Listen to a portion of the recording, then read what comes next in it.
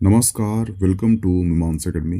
ये लेक्चर है आपके हिस्ट्री के पीवाईक्यू एवं एमसीक्यू सीरीज का, जिसके अंतर्गत आज हम करेंगे राष्ट्रकूट वंश के मोस्ट आईएमपी एवं पीवाईक्यू। इसका जो पहला क्वेश्चन है वो कहता है कि राष्ट्रकूट साम्राज्य की नींव किसने रखी। तो सबसे पहले बात करते हैं कि जो राष्ट्रकूट थे ये कौन थे। इनका जो मूल माना गया है ये माना गया है लाटूर से। ठीक है, ये लाटूर के माने गए हैं। और जो राष्ट्रकूट थे ये एक्चुअली जो वातापी है, वातापी कौन थे? चालुक्य थे। चालुक्य थे, उनके क्या थे? ये सामंती थे। हुआ क्लियर? और जो वातापी का जो अंतिम शासक हुआ है उसका नाम हुआ है कीर्तिवर्मन। और जो कीर्तिवर्मन है इसको पराजित किया किसने? उसका नाम था दंती दुर्ग। ठीक है, और दंती दुर्ग ने ही कहां पर? मान्यखेत में। मान्यखेत में राष्ट्रकूट वंश की एक स्वतंत्र राज्य की स्थापना की। इस प्रकार से इसका जो आंसर होगा वो हो जाएगा दंती दुर्ग। हुआ क्लियर? पर ध्यान रखना कि जो दंती दुर्ग है उसने एक मंदिर बनवाया था। ये क्वेश्चन पूछता है, उस मंदिर का नाम है क्या? दशा अवतार का मंदिर। अवतार मंदिर बनाया था। कहाँ बनाया था? तो ये बनाया था एलोरा में। ठीक है, क्वेश्चन यहां से आया है कि राष्ट्रकूट किसके सामंती थे? तो वो थे वातापी के चालुक्य के। और वातापी के चालुक्य का अंतिम शासक हुआ है कौन? कीर्तिवर्मन। कीर्तिवर्मन को पराजित कर दिया किसने? दंती दुर्ग ने। और दंती दुर्ग ने कहां पर? मान्यखेत में राष्ट्रकूट वंश की स्थापना करी। इस प्रकार से दंती दुर्ग क्या हो जाता है? इसका आंसर हो जाता है। हुआ क्लियर? और दंती दुर्ग का एक फैक्ट याद रखना कि दंती दुर्ग ने एलोरा में दशा अवतार मंदिर का निर्माण कराया था। हुआ क्लियर? तो यहां से इतने क्वेश्चन करेगा, ध्यान रखना। ठीक है, सार्वभौम गुप्त वंश के बाद किस वंश ने गरुड़ को अपना राजकीय चिन्ह बनाया था? तो ये ध्यान रखना कि जो राष्ट्रकूट हुए हैं उनका जो शाही चिन्ह हुआ है उसका नाम रहा है स्वर्ण गरुड़। ठीक है, और जो स्वर्ण गरुड़ है ये राष्ट्रकूटों का संप्रभुत्व और साम्राज्यवादी महत्वाकांक्षाओं का एक शक्तिशाली प्रतीक था। और जो गरुड़ है इसे दूरदर्शी, शक्ति और अधिकार का प्रतीक माना गया है। इसलिए जो है राष्ट्रकूट वंश का ये शाही चिन्ह था। ठीक है, राष्ट्रकूट का ध्यान रखना कि राष्ट्रकूटों ने कहां पर? महाराष्ट्र में। ठीक है, महाराष्ट्र में जो है एलोरा प्लस एलिफेंटा। एलिफेंटा में जो है गुहा मंदिर का निर्माण कराया। किसका? गुहा मंदिर निर्माण कराया है। ठीक है, किसने कराया है? ये राष्ट्रकूट ने कराया है। और इनके समय की यहाँ पर 34 गुहा मंदिर मिली है। ठीक है, और यहाँ पर तीनों धर्म के गुफाएं मिली है, जिसमें से 1 से लेकर 12 तक मिले हैं बौद्धों के गुफाएं। 13 से लेकर 29 तक 13 से लेकर 29 तक यहाँ मिली है हिंदुओं की गुफाएं मिली है। और 30 से लेकर 34 तक जो गुफाएं मिली है वो मिली है जैनों गुफाएं मिली है। ठीक है, तो यानी कि यहाँ पे जो राष्ट्रकूट का जो शासक रहे हैं उनका संबंध तीनों धर्म से रहा है। जैन से भी रहा है, बौद्ध से भी रहा है और जैनों से भी रहा है, हिंदू से भी रहा है। ठीक है, इसमें से जो 10वें नंबर की गुफा है बौद्ध की, ये सबसे प्रसिद्ध है, क्योंकि यहाँ पर बौद्ध गुफाओं में सबसे प्रसिद्ध जो है विश्वकर्मा गुफा, जिनकी संख्या 10 नंबर की थी, ये विश्व प्रसिद्ध है। यहाँ पर एक चैत्य है और 2 मंजिल और 3 मंजिल गुफाएं हैं, जिसे 2 स्थल या 3 स्थल नाम दिया गया है। हुआ क्लियर? और जो हिंदुओं की जो गुफाएं हैं उसमें से जो 15 नंबर की गुफा है, इसमें भगवान विष्णु को नरसिंह अतः पुरुष सिंह के रूप में दिखाया गया है। कभी क्वेश्चन आपको आया है कि भगवान विष्णु को नरसिंह अवतार में कौन सी गुफा में दिखाया गया है, तो उसका जो संख्या है वो है 15 नंबर की गुफा में। हुआ क्लियर? ये ध्यान रखना। और ये भी ध्यान रखना कि जो एलोरा है यहाँ पर जो 13 से लेकर 29 तक जो हिंदुओं की गुफाएं मिली है, उसमें 16 नंबर की जो गुफा संख्या है उसमें कैलाश मंदिर की बाईं दीवार है, जिसमें 8वीं शताब्दी में बनाई गई आकृति में रावण को कैलाश पर्वत हिलाते हुए दिखाया गया है, जिस पर शिव और पार्वती लोगों के साथ विराजमान है। तो यहां से दो फैक्ट निकल के आएंगे। एक फैक्ट कौन सा है कि ऐसी कौन सी गुफा नंबर है जहां पर रावण को कैलाश पर्वत हिलाते हुए दिखाया गया है, तो वो है एलोरा की 16 नंबर की गुफा। और जो 15 नंबर की गुफा है उसमें भगवान विष्णु को नरसिंह अवतार में दिखाया गया है। तो यहाँ से इतने फैक्ट ध्यान रखना, यही क्वेश्चन पूछता है जो भी एग्जाम होती है, ठीक है। तो यहाँ पर जो कुल 34 गुफाएं मिली है उसमें से आपको पूरी याद नहीं करना है, ओनली 10 नंबर की गुफा, 15 नंबर की गुफा और 16 नंबर की गुफा ये याद होना चाहिए। प्लस 1 से 12 तक बौद्धों के बारे में बताया गया है, 13 से 29 तक जो हिंदुओं के बारे में बताया गया है, और 30 से 34 तक ये जैनों के बारे में बताती है, ठीक है। तो इतनी आपको याद होना चाहिए। हुआ क्लियर? ध्यान रखना।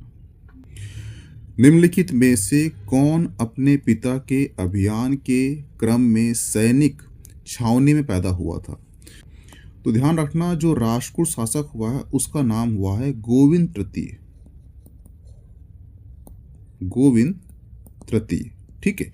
और जो गोविंद तृतीय है, इन्होंने कहाँ पर?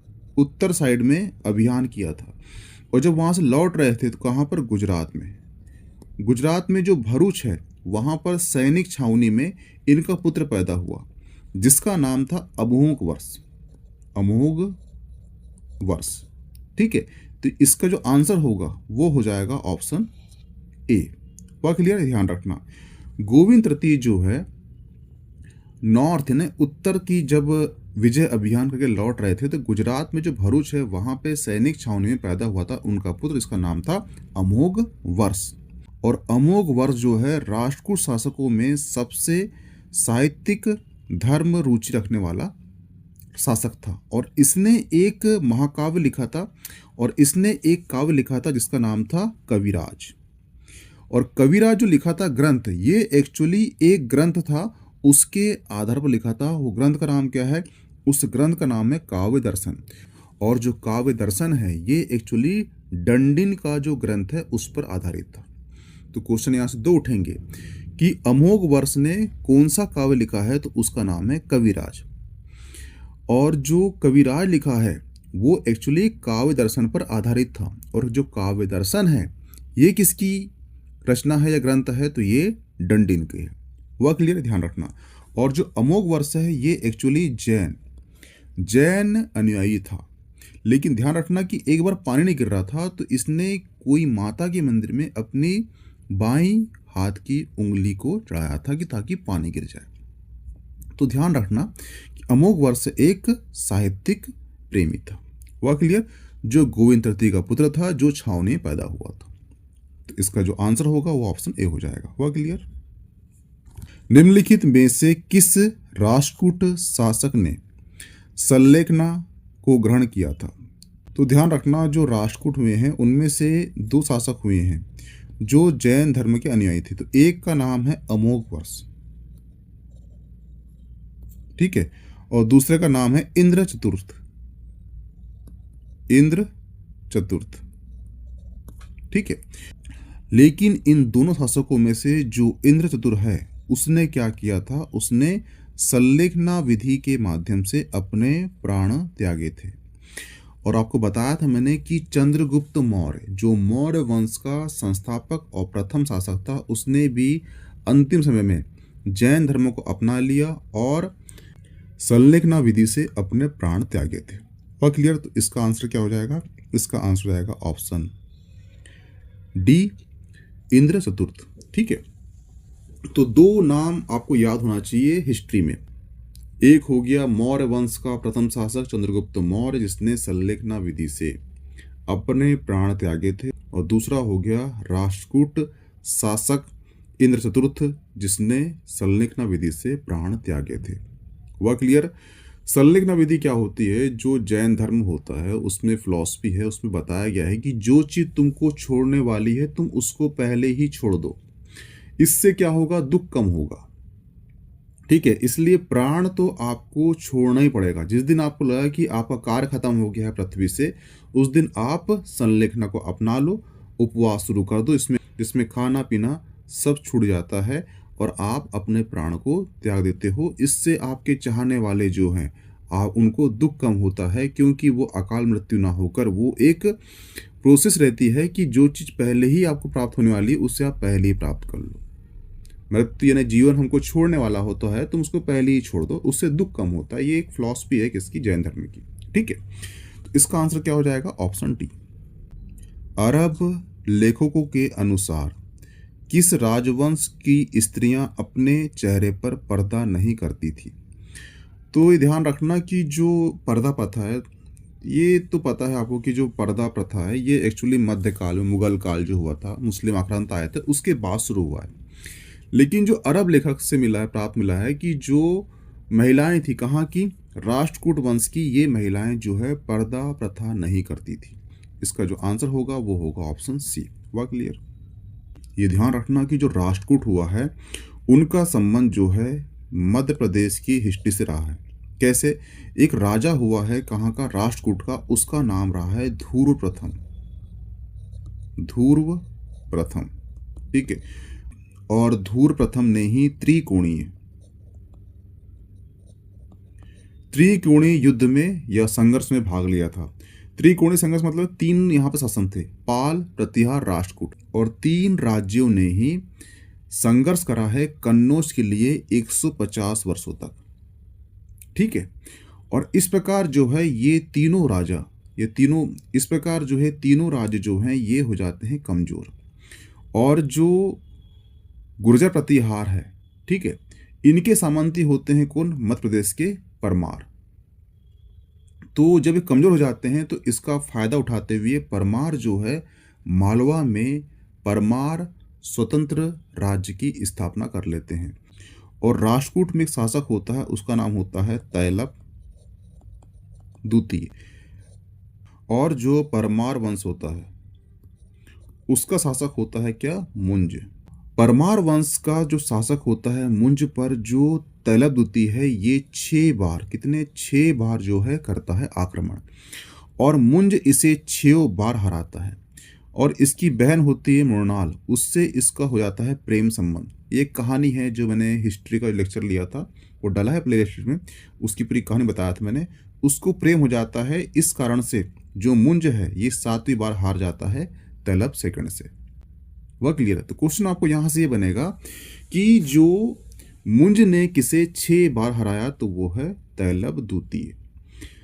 तैलब द्वितीय और मुंज के बीच में जो युद्ध हुआ था कितने बार हुआ? तो 7 बार हुआ था। 6 बार वो हारा था तैलब द्वितीय, और जो मुंज है ये 7वीं बार हार चुका था। मुंज कौन है? तो मुंज एक परमार वंश का प्रतापी शासक है, जिसकी उपाधि 3 है, श्रीवल्लभ, पृथ्वीवल्लभ और वल्लभ से।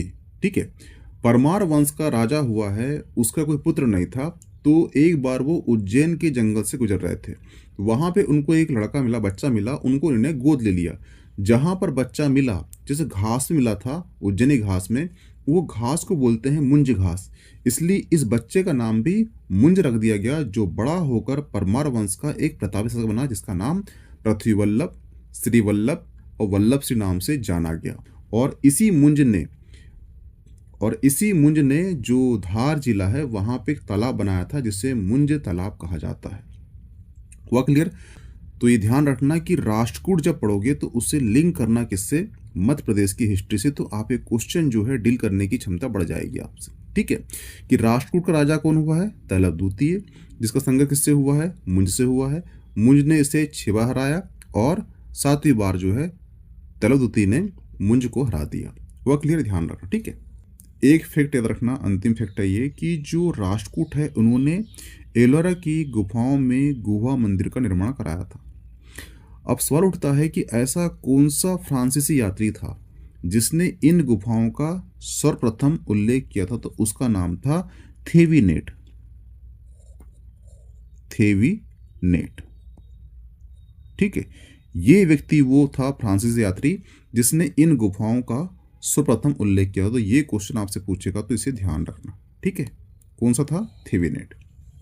तो यहाँ पे जो है आपका राष्ट्रकूट जो वंश है उसके सारे क्वेश्चन जो आ चुके हैं और जो आने की संभावना है सब खत्म होते हैं।